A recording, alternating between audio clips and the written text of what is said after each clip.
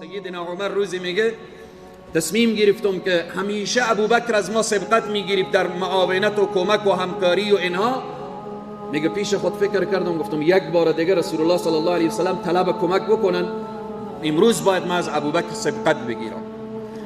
سیدنا عمر وقتی که رسول الله اعلان میکنن که شما مساعدت و کمک داشته باشید برای مجاهدین و برای بالاخره مسلمان ها و خصوصا جیش العسره و اینها شما کمک کنید، سیدنا عمر میره در خانه خود تمام مال خود را نصف میکنه.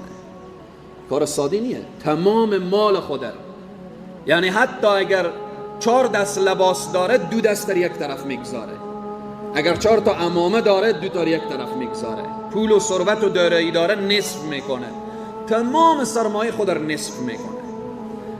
امروزه آیا کسی هست که نصف مال خود در راه الله بده؟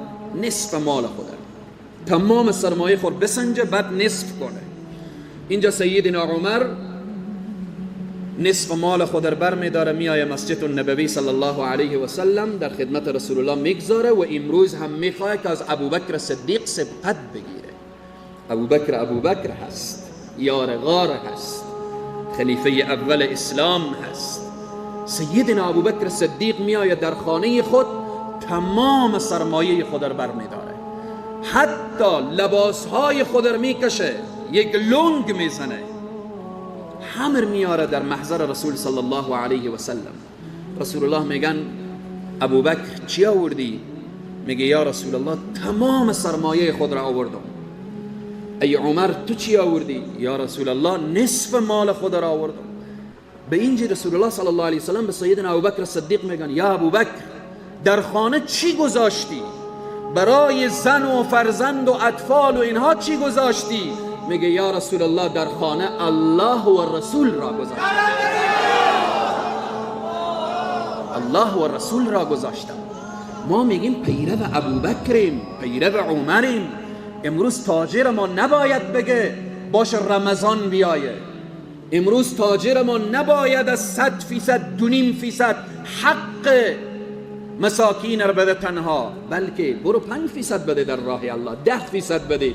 اگر مثل عمر 50% نمیدی، مثل ابوبکر 100% مال در راه الله نمیدی، خب 10% در راه الله بدی، 5% در راه الله بدی. خصوصا در این شرایطی که خیلی حساسه و خیلی مهمه که بیکاری، گفتیم که مأمورین ما، گفتیم معلمین ما، گفتیم ادارات و اینها هنوز ترتیب و تنظیم نشده.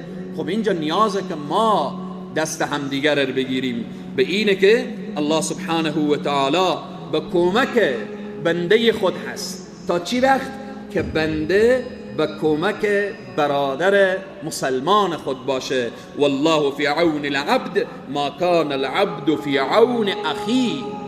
به اینه که کمک و مساعدت مهاجرین، صحابه برای پیامبر اکرم صلی الله علیه و سلم در عرصه های مختلف تعاون و همکاری خانواده سیدنا ابوبکر صدیق با رسول الله صلی الله علیه و سلم.